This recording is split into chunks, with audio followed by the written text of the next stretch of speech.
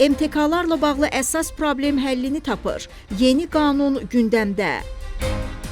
Azərbaycanda tikintiyə başlamazdan əvvəl mənzil tikinti kooperativləri üçün bank zəmanəti və ya sığorta təminatı mexanizmlərinin tətbiqi nəzərdən keçirilməlidir. Report xəbər verir ki, bu təkliflə Milli Məclisin növbəti plenar iclasında deputat Razi Nurullayev çıxış eləyib. O bildirib ki, tikinti yarımçıq qaldığı halda bina məhz həmin təminat vəsaiti hesabına tamamlanmalıdır. Razi Nurullayev vətəndaşların ödədiyi vəsaitin birbaşa MTK-lara deyil, nəzarətli depozit hesablarına köçürülməsini təklif edib. Deputat həmçinin MTK rəhbərliyinin şəxsi məsuliyyətinin artırılmasını vacib sayır. O, dövlət nəzarətinin gücləndirilməsini, riskli MTK-lar üzrə qara siyahının hazırlanaraq ictimaiyyətə açıqlanmasını da təklif edib. Deputatın fikrincə, zərər çəkmiş vətəndaşlar üçün sürətli hüquqi mexanizmlər yaradılmalıdır.